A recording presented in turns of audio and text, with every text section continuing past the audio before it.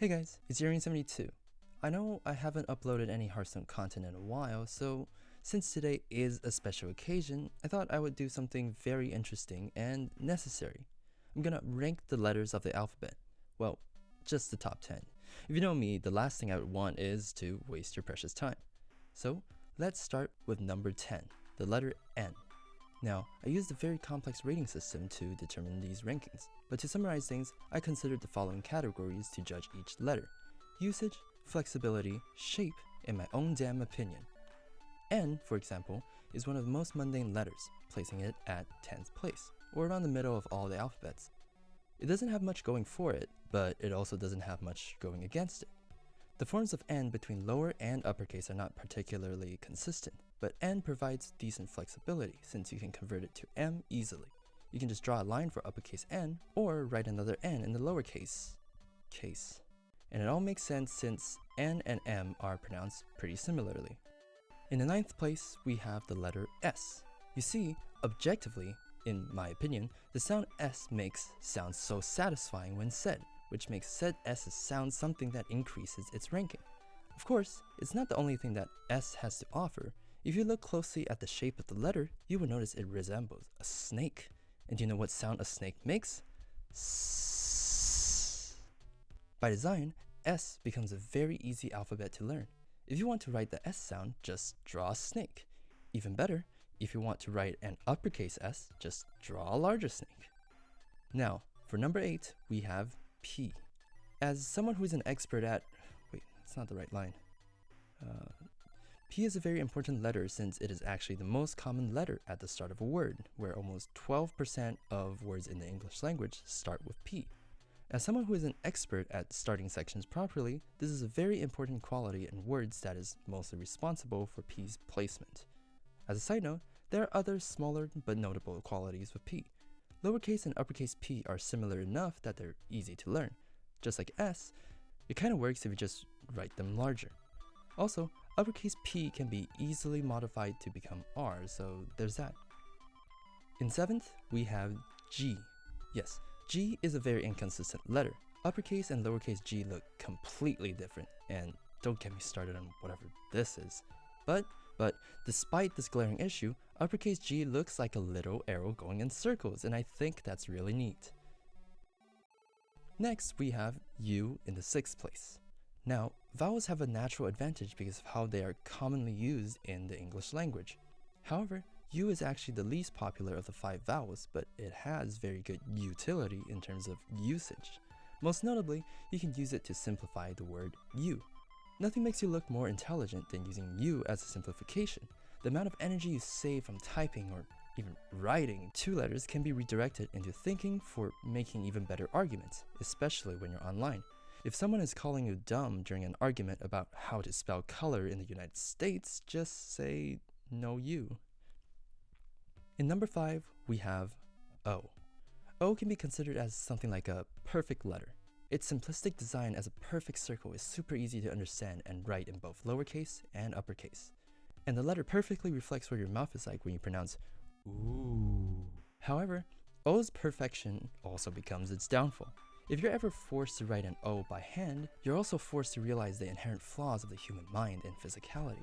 Our capability of controlling a written utensil has great limits, and our natural inclination for grid-based organization results in a stubborn systemization that can never hope to achieve the flawless, rounded shape that ultimately resembles an O. For this reason, I placed O at around the same level as U, but I ranked O higher because everybody knows ooh is better when you use O's. Speaking of O's, C is our 4th alphabet. C shares a similar problem with O with its rounded design that is almost too perfect. But C also has a large amount of flexibility when it comes to pronunciations. Depending on the context, C can be pronounced as K like K or S like S, which gives it the functionality of 2 entirely different letters. Since K is actually ranked 13 on my list and S is ranked 9, it only makes sense to do a subtraction and have C be ranked at 4. In 3rd place, we have F. F is a very respectful letter in the most pressing situations. While a single F is enough to show your condolences, you can pair it with a few O's to express even more emotion. Of course, F has an origin as a Semitic letter, so it has to be ranked highly because of that. The lowercase f also looks very similar to the long S symbol, and you know how much I like the S sound. In second place, we have X. X has many of the positive qualities that we have discussed so far. The lower and uppercase shapes are consistent, the design of the shape is simple, and its pronunciation sounds like it has an S in it. Other than that, X is a very unique letter. If you ask anyone to say a word that starts with X, they're most likely going to say xylophone or something. However, even though X is not quite so popular in words, it is still highly used as a symbol. One X allows you to indicate a selection or an important location, two X's make an easy way for anybody to draw dead eyes, and three X's get you demonetized. Now, before we get to the best letter in the alphabet, we will take a small break and talk about the worst letter in the alphabet, W. I mean, what is this abomination of a letter? It doesn't even have a real name, it's just U, but double. If you're talking about an uppercase W, it's not even right. Uppercase W is two V's, not two U's. On top of all this, the pronunciation of the name of a letter should be an introduction to what the letter sounds like. For example, if you hear B, it introduces you to the sound B. Literally every letter in the alphabet does this except for W. Overall, W is the most lazy letter there is in the alphabet. It doesn't have a name that reflects its sounds if it even has a name at all. Now, back to what all of you have been waiting for. The best, number one, top ranking, highest placing letter of the alphabet. The letter all the way at the top of the chart, above all the letters, is, drumroll please, I.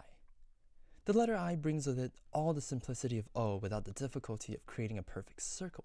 All you need is either a line for uppercase I or an additional dot for the lowercase. Even more, we have only been talking about the letters sans serif. If you want to write a super fancy uppercase I, you only have to add 2 more lines. I is also an important letter because of its meaning. It allows a person to define themselves. And as we all know, without a way to define yourself, you don't actually exist. There's still a plethora of reasons I can go over for I being the best letter, but since I don't want to make this video longer than 8 minutes and 27 seconds, here's one last thing. In order to make anything look like it has great quality, you can choose to spend time on creating it and improving it. Or you could just, slap an I at the start of its name. When people see the letter, they will assume that whatever content is attached to it will be great and worth their time. It always works, and I'm definitely not biased. So, that was the list of the top 10 English alphabets. If you frequently have debates with your friends about the value of the English letters, take a screenshot of this to send to your friends to objectively prove that you were right all along. Unless you thought W was a good letter, of course. And that concludes my ranking. If you enjoyed my very detailed analysis, don't forget to leave a like and comment down below what your favorite letters of the alphabet are. Next time, I'll be investigating the identities of colors to determine the best shade of gray. So remember to stay tuned by smashing that subscribe button, and I'll see you all next time.